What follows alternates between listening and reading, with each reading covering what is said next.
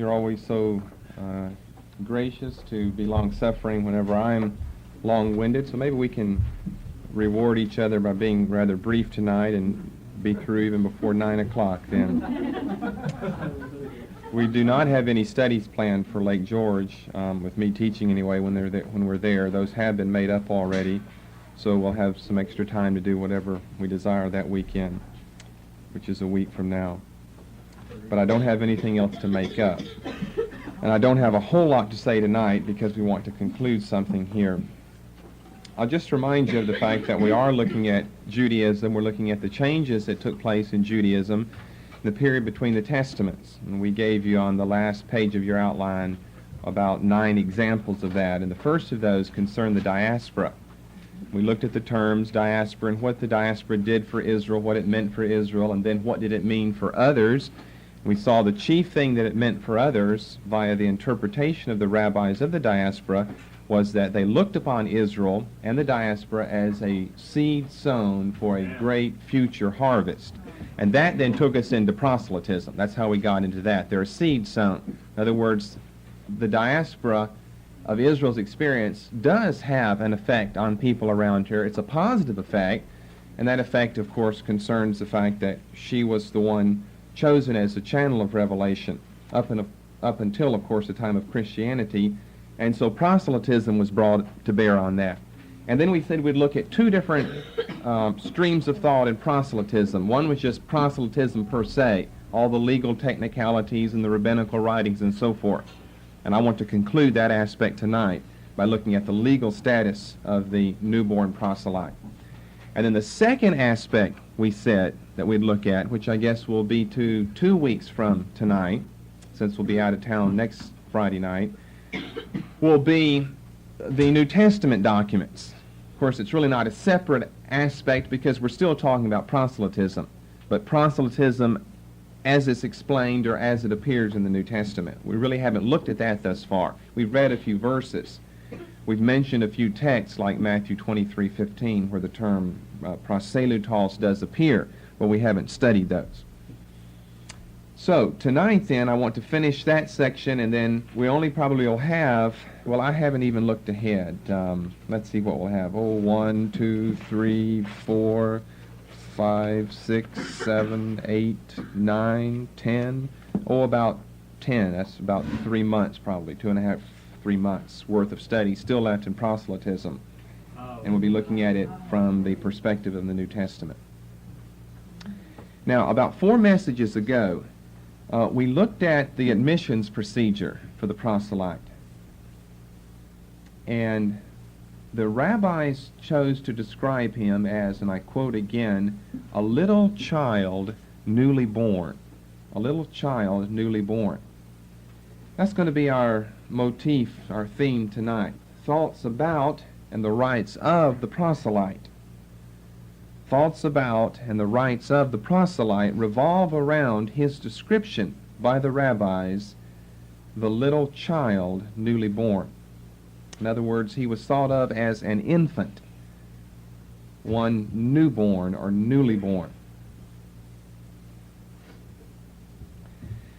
Now, if one is newly born, and yet we really know that you're old, but you're counted as newly born, you're counted as a little child newly born, then I would think in the first place that has something to say about one's former parents or about a parent. And surely enough it does. Jewish ideas revolved around their thoughts, particularly of the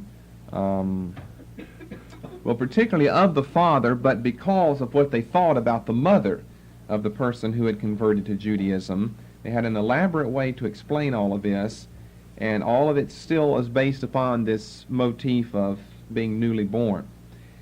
So let's start looking at, first of all, the father, what the rabbis had to say about the father of the proselyte. The ancient principle for the rabbis was ein av legoi, to just transliterate it for you. Ein av legoi. Because generally their catchphrase in speaking of the proselyte's former father. That phrase in Hebrew means the heathen has no father. The heathen has no father. Well, why this? Why such a catchphrase? Ein av legoi. Well, one writer notes, and I quote from him, we find reflected here in this motif of Ein av legoi the extraordinarily pessimistic judgment of rabbinic Judaism on the heathen, and particularly on their moral life. And what is said whenever it is said of a person they have no father? Isn't that a way of saying that your mother slept around? Something about that. You don't know who your father was, in other words. We know about your mother, we don't know your father. So to give you this writer's quote again, you'll see what I mean, what he means by this now. We find reflected in Ein av legoi, the heathen has no father, the extraordinarily pessimistic judgment of rabbinic Judaism on the heathen, particularly on their moral life. Now this wasn't just for a proselyte, this was for all proselytes. All proselytes were Ein av legoi, the heathen has no father. Male or female, the heathen has no father. You don't know, but generally we're talking about males here. You don't know who your father was. That is because the rabbi supposed universally that all Gentile women, married or unmarried, had at one time or another in their life been engaged in the ancient art of prostitution. Thus, no boy or no girl really knew who his or her father was.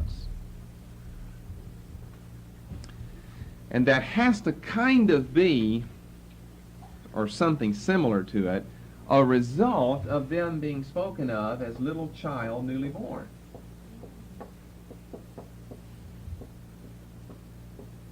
I mean, if you're 25 years old and you're little child newly born, then that says something about your earlier parents, and they really weren't parents. Somehow they couldn't have been. Because you couldn't be a little child newly born at 25 and still be 25 with these parents. Now you must have new parents. Now you're starting all over again. It's a new birth experience for you.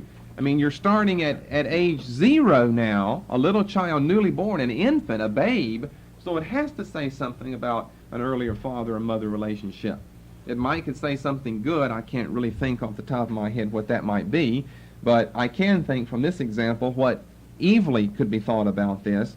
Ein av legoi, the heathen has no father he doesn't know, because all Gentile women, married or not, at one time or another, have been engaged in the art of prostitution. So most proselytes then came to be known by the name of their mother. That's one clue in rabbinic writing to know whether or not the man spoken of, even though he might have a Jewish name, they took the name Abraham ben Abraham or something, even though he might have a Jewish name, he was in fact not a Jew. We wouldn't know otherwise. We couldn't look at him and look at the shape or figure of his nose or whatever. So we would know whether he was a Jew or not. We'll look for his lineage, look for the descent. Is he described as such and such ben a man, or is it such and such son of a woman? For instance, there was one Johanan. This was around 40 A.D., around A.D. 40. He was known as Hanan, son of the Haranite woman. So although he's got a good Jewish name, he's not a Jew, he's a Gentile, because he's described as descended from a woman and not from a man. Of course, we'd know who his mother was, because that's his mother. But if she was engaged in the art of prostitution, we don't know by which man she conceived Johanan. So he's referred to in relationship to his mother. And you find numerous examples of that, someone referred to in relationship to their mother. Now, you may find a case or two in the Old Testament where someone, you do find some of these, so I just wanted to comment on this, where someone is referred to in view or in relation to their mother. That doesn't mean that the Old Testament has the same view as the rabbis have. Probably you can explain it some other way, such as the father's dead at this time. Another way you could explain it, and this often is the case, the father paled in significance when he stood beside his wife. Maybe his wife came from the aristocratic background. She was better known, descended from Aaron's family or something. She was of the priestly order, something of that order. So she was better known. So the son was referred to on the basis of the relationship to his mother and not on the basis of the relationship to his father. But note that that's not the same thing as what the rabbis are talking about. And of course, if we want to carry the Old Testament thought over into post-biblical days, we may have occasions where that is true. By that I mean, maybe just when you find a case, son of the such and such woman, it doesn't 100% of the time mean we have this rabbinic thought of Enof Legoi. But maybe we simply have a case that is analogous to the Old Testament, i.e. the mother was aristocratically, financially, politically, religiously better known than the father. Thus the son or the daughter is known by their relationship to their mother. So there's one principle concerning the newborn proselyte, his relationship to his father. He has none. All right, let's come to his mother then, next of all.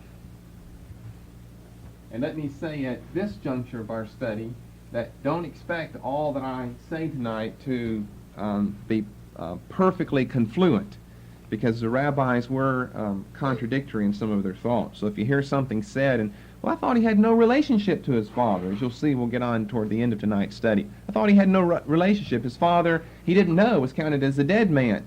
But yet there were some aspects that were kept intact. So the rabbis, we could say, were inconsistent. All right, the mother. Later in the rabbinic period, post-New Testament time, a proselyte's relation to his mother was also canceled or denied. Now this was a later development. Do we all know enough? We probably just kind of know it from a lay position anyway, but do we all know pretty much well enough that the rabbis had very negative, inferior, condescending views of womanhood and women? I think most of us just know that from being in church or whatever. Rabbis were very anti-women. So it's no surprise that the father is ruled out first because of what you're going to ascribe to the mother. That is, she was a prostitute, she was a whore. So although we talked about the father first and the son or the daughter has lost their identity to their father, really it's a negative statement about the mother and not so much the father. And so later they just complete the whole cycle. The mother not only was a prostitute, but now we're going to not even let you be counted according to her lineage, but she actually is canceled or denied. Thus we have what we might call the pure proselyte, or the one truly newborn, with neither father nor mother, but the God of Israel. And if we're going to follow this newborn motif to its conclusion, I guess that would be it. Let's deny the relationship of the father, let's cancel that of the mother. Thus we have one truly newborn, a little child truly newborn, with neither father nor mother, but the God of Israel, who appropriately enough, I might add, appears under both masculine, they certainly predominate, and feminine characteristics and metaphors in the Old Testament. The feminine are certainly in the minority by a huge score. And so when people, as they are doing today, rewriting the Bible, taking out all of the, quote, sexist language, unquote, they're really doing a disservice if we're going to just count statistically speaking, because the masculine metaphors vastly. I mean, God's spoken of as Father, Father, Father. Jesus is the Son, not the daughter or the it or the child. He's the Son of God. The masculine metaphors predominate almost 1,000 to 1, probably literally 1,000 to 1, maybe more than 1,000 to 1. But anyway, with this case, we have neither father nor mother, but the God of Israel, who does appear under both metaphors, that of a feminine and that of a masculine character. Now, I also remember, let's attach on a few things here. If you've got your New Testament with you, we'll flip to a few verses. I'll let you tell me where to turn, by the way, here in a moment, so you can get thinking of where to go. A while back, we talked about this newborn metaphor, this new birth metaphor. I guess that was 4 messages ago in the missions procedure, where I said that the proselyte was counted as a little child newly born. And so we kind of just brought up at that time the possibility, like we did with mystery religions before, of borrowing or sharing between New Testament documents and Judaism, or Judaism and New Testament documents, with this motif of new birth or a little child newly born. The New Testament does use this metaphor of a little child newly born when it speaks of a proselyte. Now, we're not talking about a proselyte to Judaism now, but one who converts to Christianity. It uses the same metaphor. So why don't you alert us, where are those places in the New Testament that adopt this same metaphor? John 3. All right, John 3 will deal with that last, since that's the best known. Where else?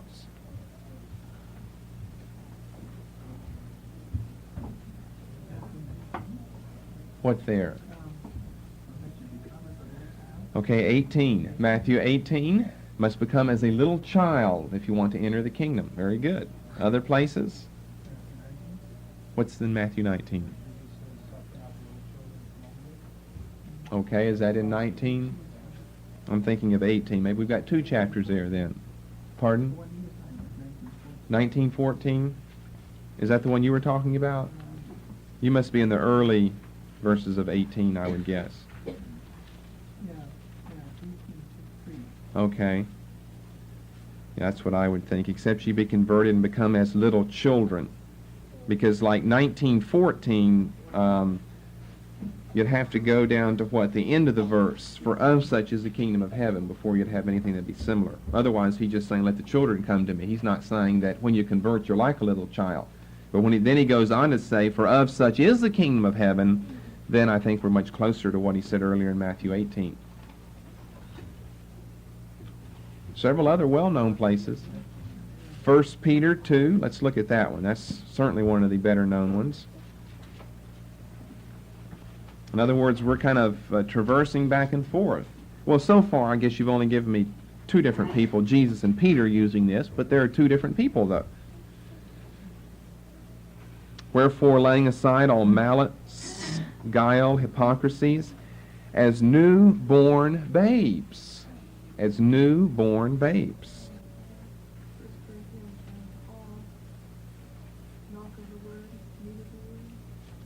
Okay, she's talking about chapter 3 then. Verse 1, And I, brethren, could not speak unto you as unto spiritual, but as unto carnal, even as unto babes in Christ. Certainly not as strong as our other ones, because he could be speaking in a different way than actually equating, a babe with the first stage, with coming into the kingdom. Because these could be babes who've been in it for many years, so there our analogy would break down, but it's something that's close to it anyway. 1 John 2. 1 John 2. John talks about my little children. Okay, again, I think that's not a total one, but it's one that would approach. 1 John 2:1, my little children. Because just an aged person could speak to younger people like that without having this new birth motif. It somehow has to be connected with their conversion, that something is brand new about them. I'm giving a hint with all that language. 2 Corinthians 5:17. If any man is in Christ, he is a new creation. A new creation. Well, that's exactly what we're talking about. That, along with the Matthew 18s and 19s, would be the best ones so far. I mean, that's the best known one right there, besides the John 3 one, of course. What in Romans 8? 15, 16. Okay.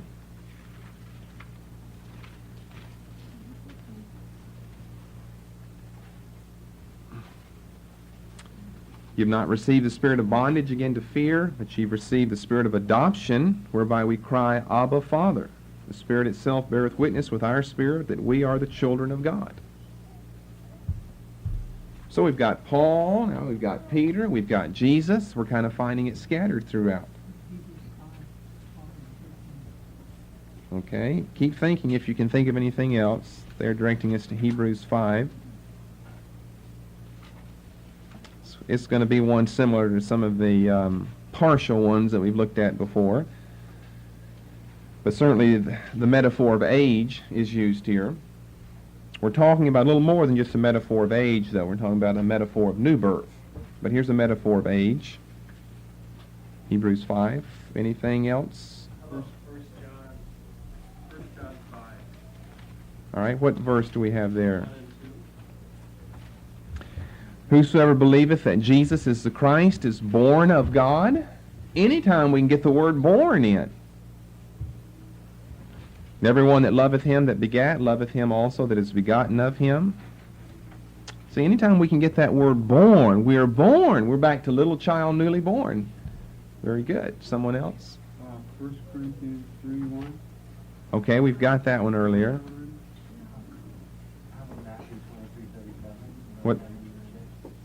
What do we have there?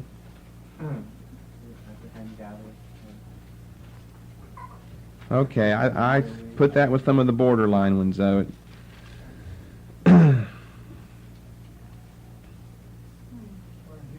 Because we don't really have conversion there. We've got a different type of metaphor. Pardon? All right, Hebrews 12. Okay, I'm almost getting tired of looking all these up now.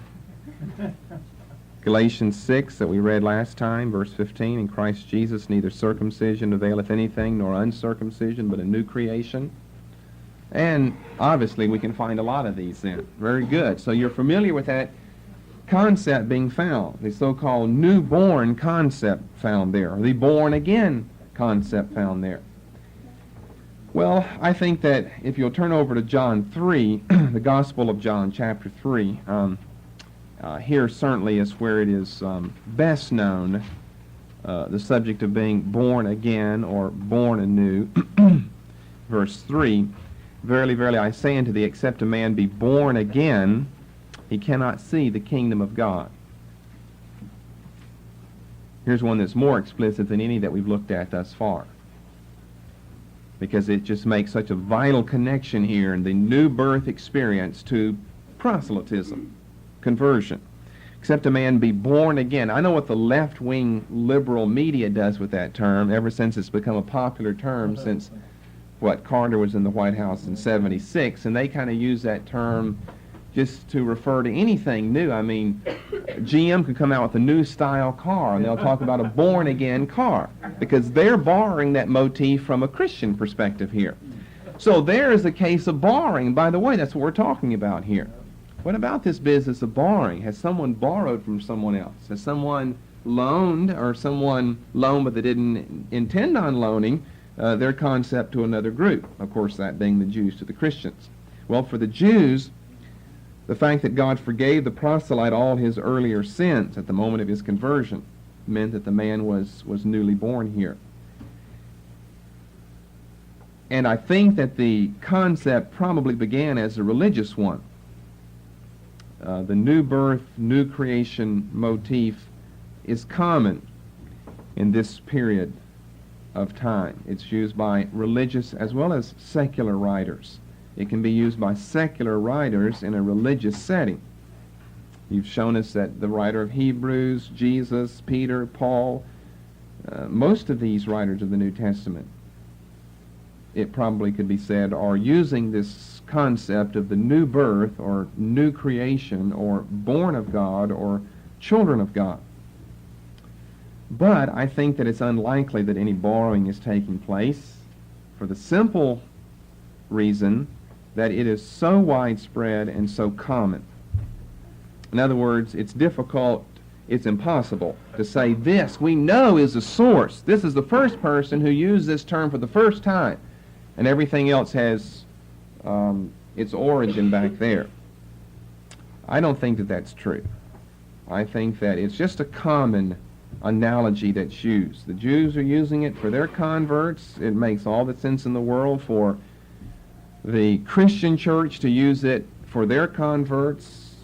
Their Lord Jesus certainly uses that in John 3 and verse 3 and so forth. But as a matter of fact, if you turn back to Psalm 87, we know that the rabbis are getting a lot of things out of the Old Testament. A lot of things out of the Old Testament. A lot of types and shadows and metaphors they're basing back there. Warrantedly or unwarrantedly, they're doing it nonetheless.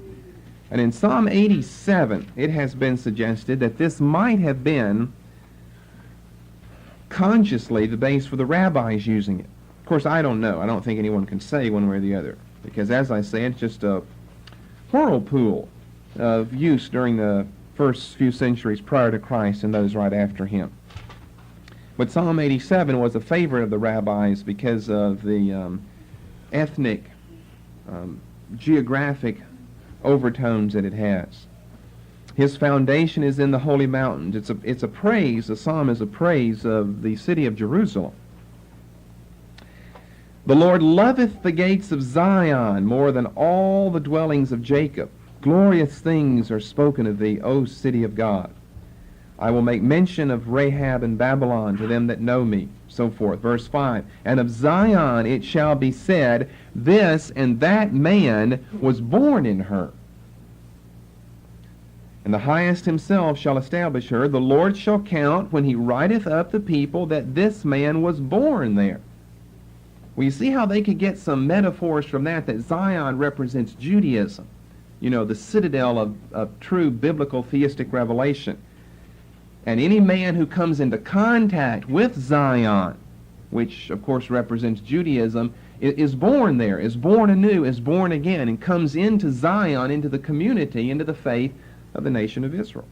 I think it would have been a prime place for the rabbis to flip back and find some metaphors if that's what they need. As well, the singers as the players on instruments shall be there, and all my springs are in thee. So, yes. Did we mention John in Revelation and New Name? No, we didn't cover that. There's a whole lot of them there. I think if you just took the term born or birth or child or son, you'll find that so many times. And we know it's used in a religious context there because God's not saying that you don't have other parents, but it's a spiritual birth. And so the contrast is not God in your natural family, but God and the earlier father that you had of John 8:44. So it's interesting how the rabbis don't exactly see the new birth metaphor like that. It's spiritual, it's religious to them, but then they mix it up with the natural mother and father of the proselyte at the same time, where Christianity really doesn't do that. Christianity looks back to an earlier father, an earlier family. We were members of a fallen race, a fallen family, and we have been birthed out of that. Now don't look at these proselytes as some guys that were only halfway making it into heaven or something. What other choice are you going to give these guys? What would you rather them do? Just stay in heathenism, paganism or something? The only hope that they have is to come out of that into Judaism. And if you're questioning, maybe you're not because we get lost in the details of the matter, were they really born again? Born again? Were they really born again? Well, were you really born again? Born again, really born again? I mean, why couldn't it happen for them? You certainly can't be saved by good works. Abraham certainly wasn't saved by sacrifice or circumcision or good works. Somehow it was his relationship to God, a personal relationship, that caused him to have some change in his spiritual, legal self, if we want to be really technical in these matters, so that he changed as an individual. We know that his fathers worshiped pagan gods on the other side of the Sahara Desert. Why should we think that he was exempt from paganism over there? Of course, the rabbis like to kind of dilly and dally around with that a little bit and have Abraham, born a Jew over there to pagan fathers, because they hate the thought that our founding father was a pagan, a heathen. He had to get converted. They didn't like that. Because, you see, the rabbis are growing up at this time wanting the Gentiles to convert. In other words, go through a new birth experience. But the rabbis, the Jews, never had to do that, because they didn't think of it that way. They thought, I'm a descendant of Abraham, and that makes me a new child. That makes me the child of God. And, of course, that's why the proselytes probably entered into the kingdom of heaven ahead of the Pharisees and the other Jews, as I think Jesus said. Didn't he say that the tax collectors and the harlots will make it in ahead of you? What's he talking about? These guys, whenever they convert to Judaism and come under that banner, they're truly converted. They go through a new birth experience. You Jews don't. It's like someone being just raised in the church versus someone who comes out of, quote, the world into the church, and they're really different. And they are the ones that oftentimes upset the established authority of the membership on the church roll. And those are the ones then, the church people, that had to pass all these laws to, don't rock the boat, hold steady, keep everything in check here. And we're going to see the rabbis doing the same thing here in a moment. We want to get these guys in, but these guys are serious about their religion. It didn't cost a Jew anything to be a Jew. He just got that by birth. It cost him something to leave Judaism because he'd be ostracized from the whole community. He had everything to gain to stay a Jew. So it didn't cost him anything.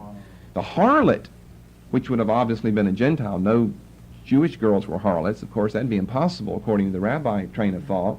No sinners among Jews. Jews are righteous people. So they would never have this climactic, traumatic experience going through new birth, and so probably they never were born again, and they never entered the kingdom of heaven. Well, we've got the same metaphor on this side of the Bible, on this side of the cross. Jesus uses it, Paul uses it, Peter uses it, that we too are little children newly born. But it's not so much that we lose an earthly mother and father. And the relationship is always spoken of in light of God as our Father. It's really not speaking of mothers, womanhood too much, God as our Father. And so we know what father we lost according to John 8:44. Hallelujah. But I think that the new birth, for them or for us, and I showed you this just a moment ago, although I quoted the rabbinical statement so quickly you probably missed it, takes two things. First of all, it takes change before you can go through a born-again experience. It takes change. And change necessitates power. For the continuation of this message,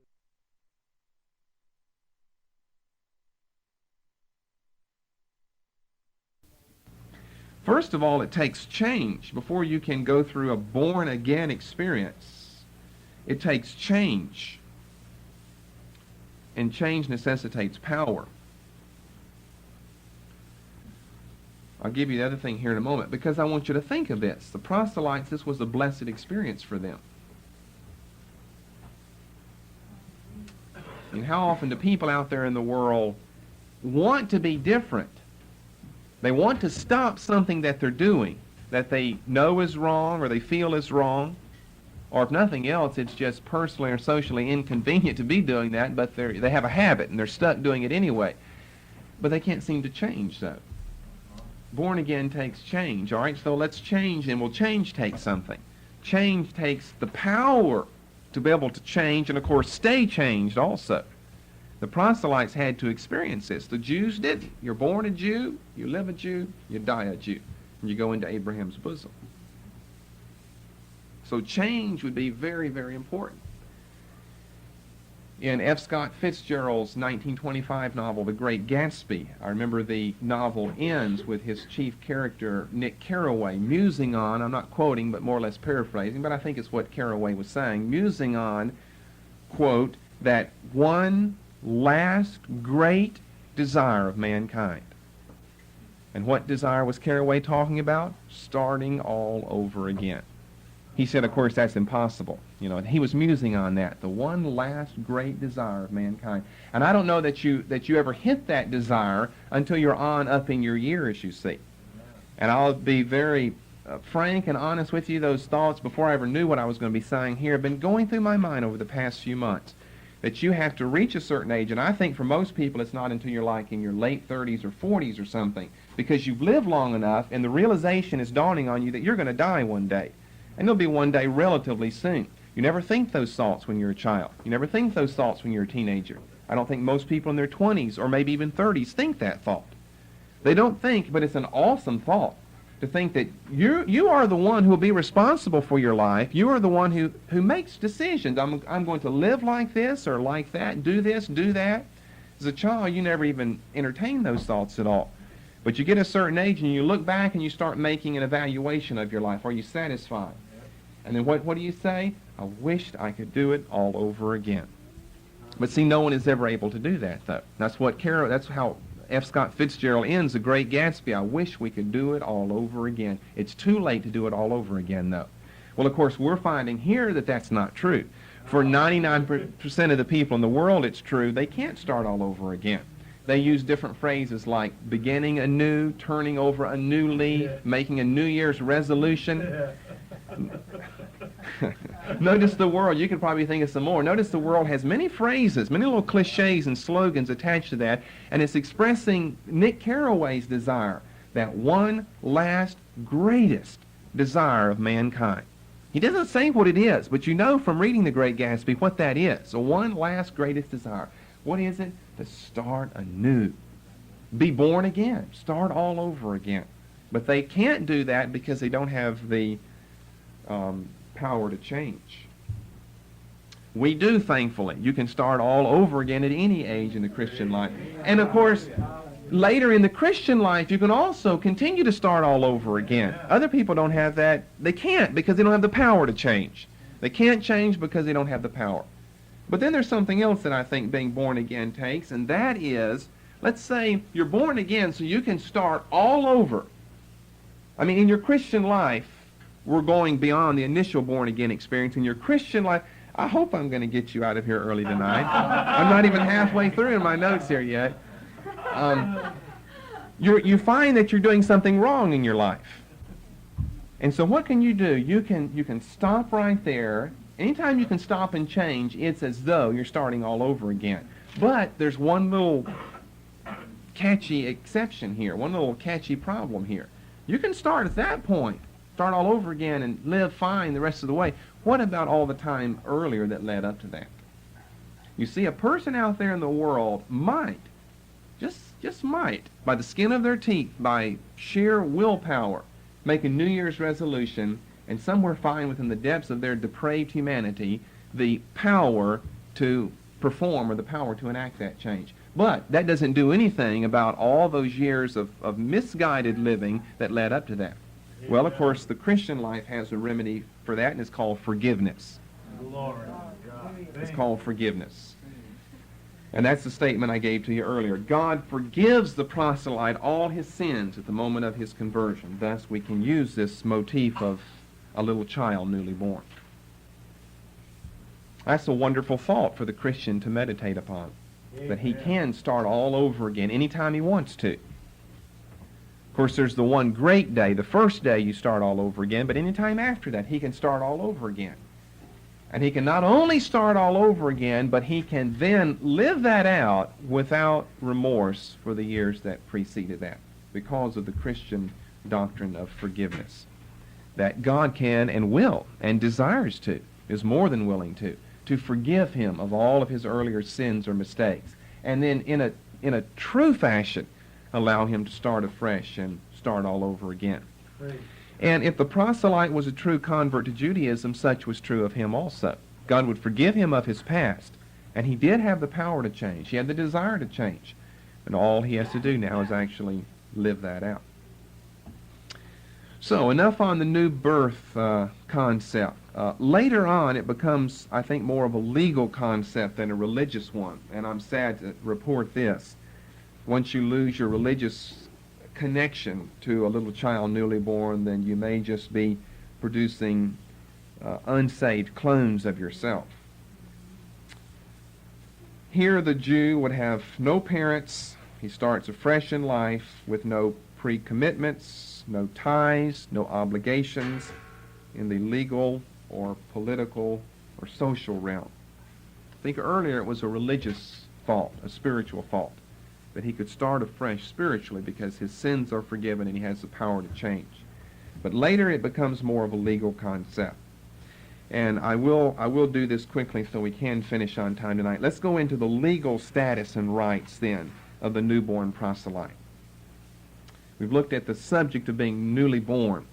Let's go into the legal status. We've looked at it being, and it's starting off in the sphere of religion or spiritual matters. Now it's gone beyond that to legal thoughts and legal terms and legal enactments. Let's start with, I've got this divided up into 3 or 4 divisions here. Let's start with matrimonial. The matrimonial legal status of the proselyte.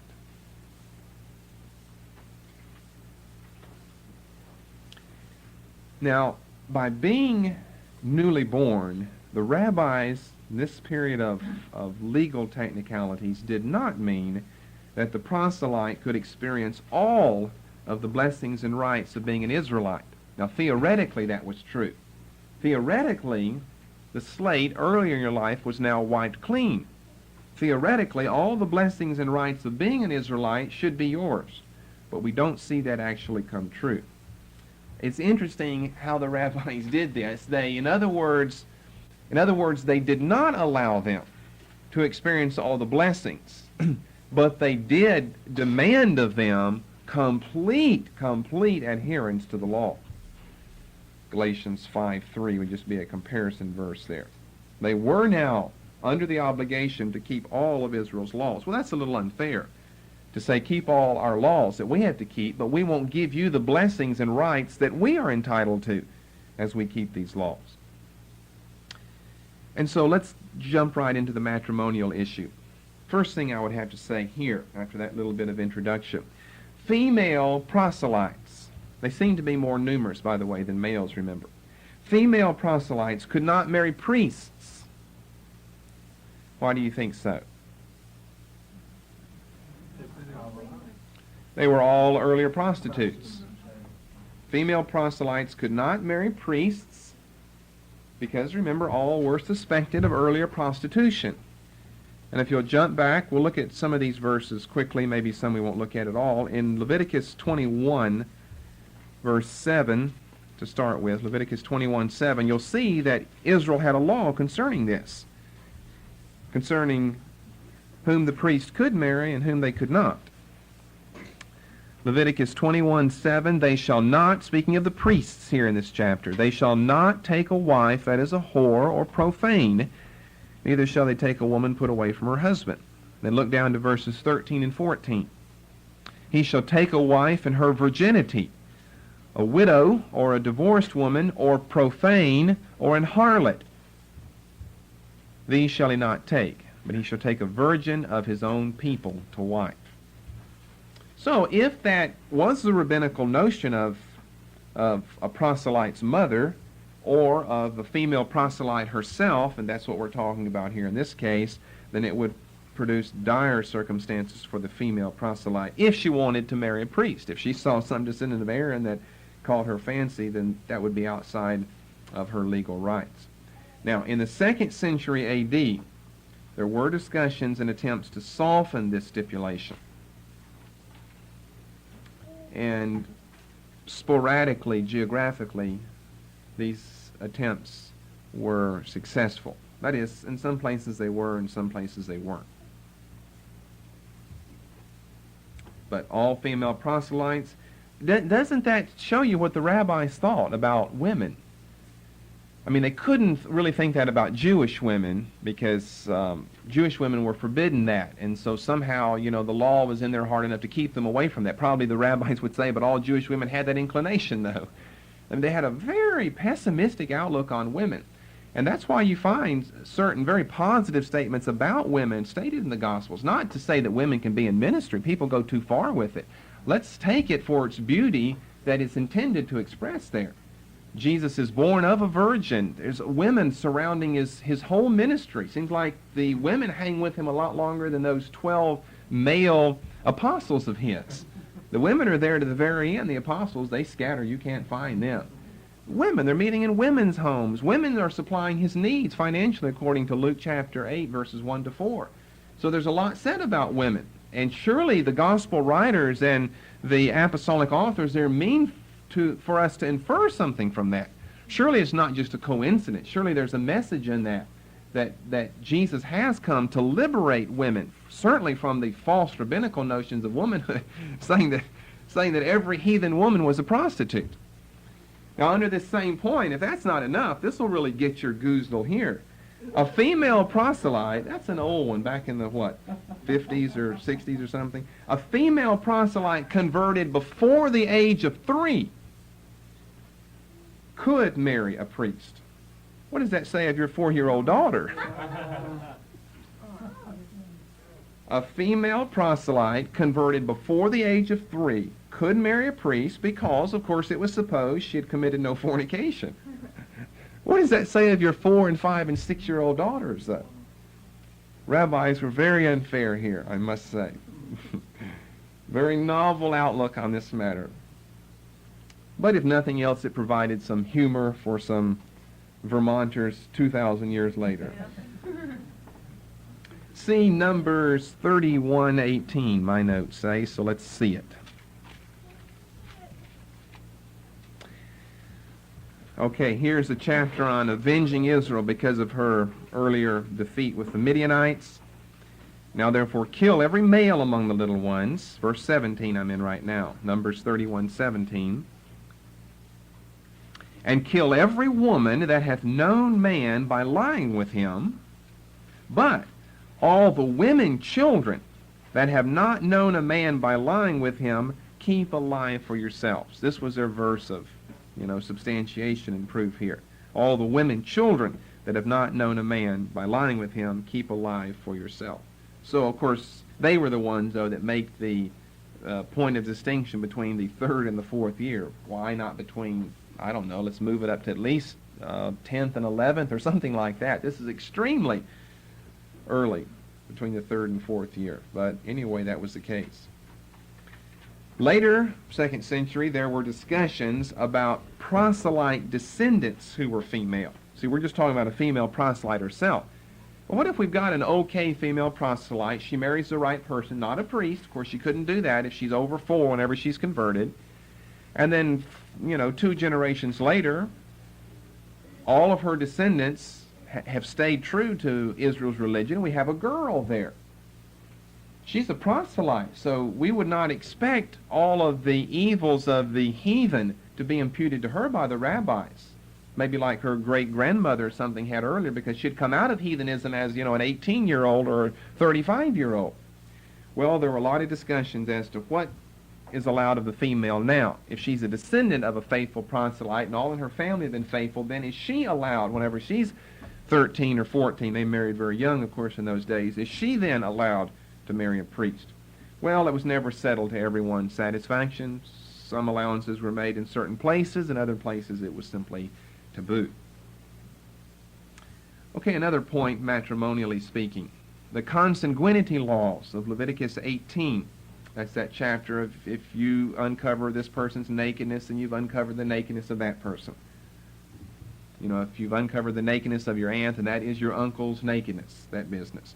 The consanguinity laws of Leviticus 18, the rabbi said, applied for a male proselyte only to relations on his mother's side, which of course was forbidden in paganism as well. In other words, you and your sister have different fathers but the same mother. Well, you couldn't marry your sister then. You and your sister have different mothers but the same father. You could marry each other then, which was allowed in heathenism then. Because you see, there's more of a distant relationship. You two didn't share the same womb. There's something that seems to be perverse about that. If you share the same womb to end up married together. But if you came from 2 different women, although fathered by the self-same individual, then marriage was allowed. So that sentence again, the consanguinity laws of Leviticus 18, the rabbis applied to a male proselyte only with regard to relations on his mother's side. He can marry anyone on his father's side, such as a half-sister, what we would call a half-sister, and it would not be incest. That, of course, would be true because of uneventful. The heathen has no father. So if you came from different mothers and you have no father, well, you don't have any relationship then. Certainly you could marry. We would call it a half-sister, but they wouldn't. Uneventful. You have no father. You came from different mothers. The matter is settled. You're not related at all, so you, although by blood you are related, you can marry each other. Thus, a half-sister could become a male proselyte's wife. Second area of division under legal status and rights. First was matrimonial. The second one concerns inheritance rights. Inheritance rights.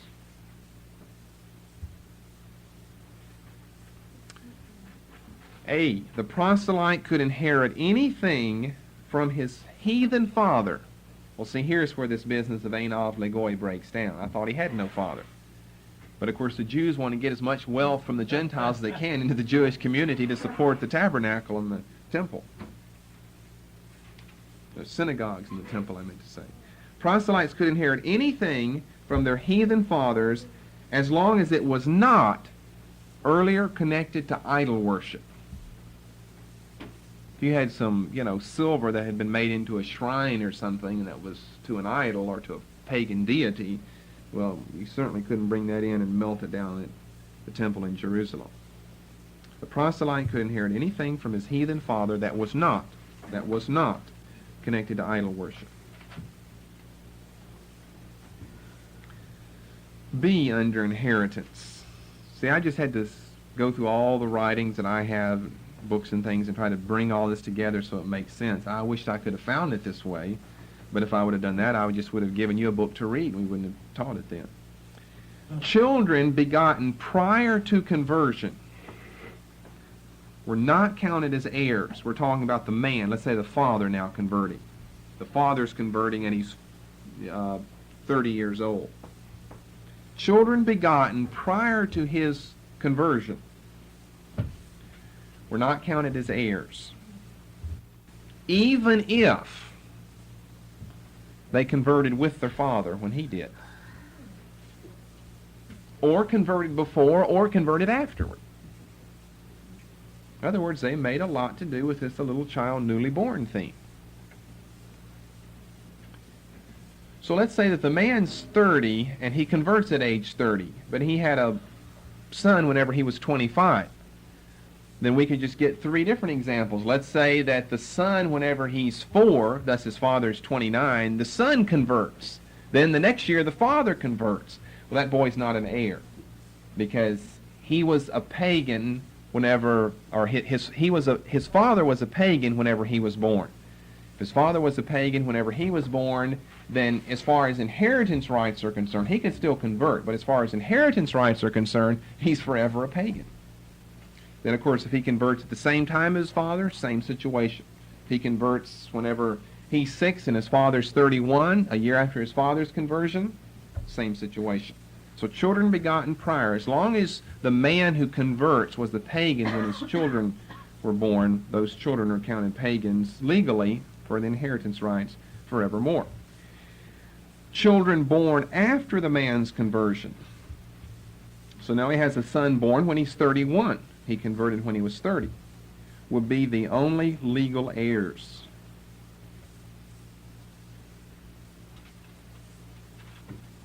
Now see how they've twisted all of that business around? That's just how they end up with all that. Of course, you can see their motives involved there, but it's still difficult to fathom their thought.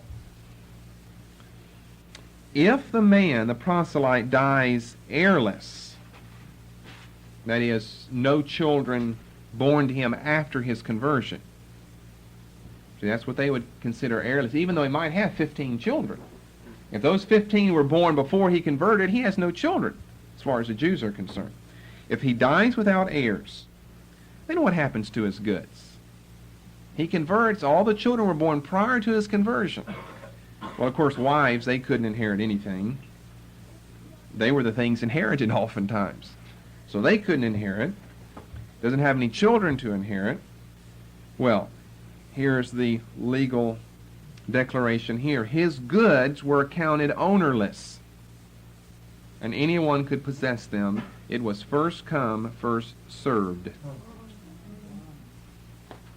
So you kept an eye out, and surely the Jews did this. They had it all on the books. Who converted when? Status of the children at conversion, prior to, afterwards, all of this. Get a man who has no children. Of course, that'd probably be a rare case where you really have a man who has no children after his conversion, unless he converts whenever he's an old man, of course. And all those children earlier, it's 20 children or whatever, no children for the rabbis. The property is ownerless. If he's heirless, heirless equals ownerless. And it's first come, first served. So according to the rabbis, you just take possession of the property. Then go establish your claim in the rabbinical court, and it's yours. Of course, the rabbis could take all that property, and that's how a lot of them could become rich. We hear about the people during Jesus' day taking things away from the widows, remember. Of course, those are Jewish widows there, but still we hear the scribes and Pharisees are defrauding and robbing the widows. I think there's a television evangelist or two in our country doing that today. In the third area, concerning charity. Concerning charity. Here it's pretty good. The proselyte has the same rights as the poor Israelite. If he happens to be a poor proselyte, he has need of this then. The same rights as the poor Israelite. Let me give you 3 examples here. For instance, the example of harvest time. Now I'm running a little short on time, so we won't look these verses up, but they're well known anyway. Harvest time. Some examples under harvest time. The corners of the fields were the proselyte's right if he were poor. Same right, in other words, I'm saying, as a poor Israelite had. That's Leviticus 19:10, 23:22. The gleaning of the fields. Remember, Moses said, don't overglean the fields. Leave some behind for the poor. Well, poor Israelite, poor proselyte. The gleanings of the fields were his right. We're speaking of charity here. Leviticus 23:22 again. The gleanings of the vine were his. Leviticus 19:10 again. Deuteronomy 24:21. And the so-called forgotten sheaf. You forgot that little thing in the field, well, don't go get it. Deuteronomy 24:19, leave it for the poor in the land. So he has good social benefits, economic benefits in harvest time. Same rights as the poor Israelite. B, under charity, the poor man's tithe of the 3rd year, or the so-called 3rd year tithe. The poor man's tithe of the 3rd year. He could also participate in the blessing of it. Deuteronomy 14:29 and 26:12.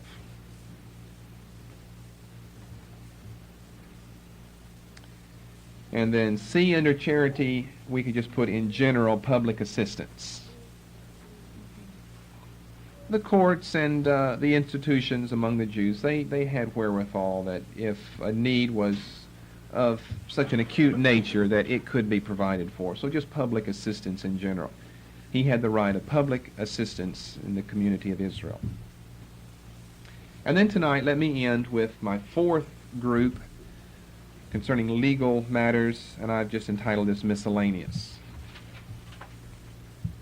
And I have an A, B, and C here.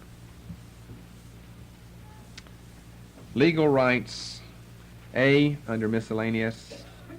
The proselyte, we're speaking of the male right now, could enter the temple court. The woman could go in, but of course not as far. He was free to enter the temple court. Of course, he'd have to come to Jerusalem for this, for prayer, praise, and sacrifice. And along with this, he was free to enter the synagogue. He was free to enter the synagogue. So, in other words, to sum that up, the Jewish places of worship were not out of bounds for him. However, B, he could not sit on the Sanhedrin,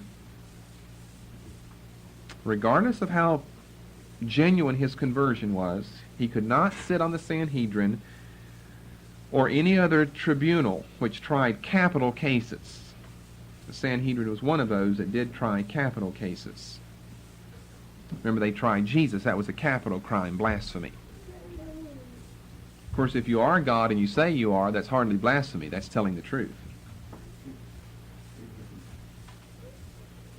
Various other courts were also off limits, such as the Levirate marriage court. was off limits, and various other ones that are not nearly as well known as the Sanhedrin. But various other courts, such as the Levirate Marriage Court, and any courts that tried capital crimes, were off limits for the proselyte. And then finally tonight, the proselyte had no part in the vicarious merits of Abraham, because his genealogy could not connect him to the patriarch. Now, he could get some of the blessings and rights of Abraham, but the vicarious merits of Abraham, he had no part in those. He had to rely on his own good works for justification.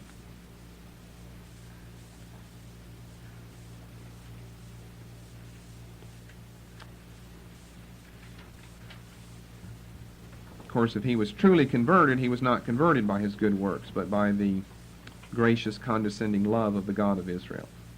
He was much more gracious, much more considerate and thoughtful than were his under-shepherds, the rabbis and the Levitical leaders.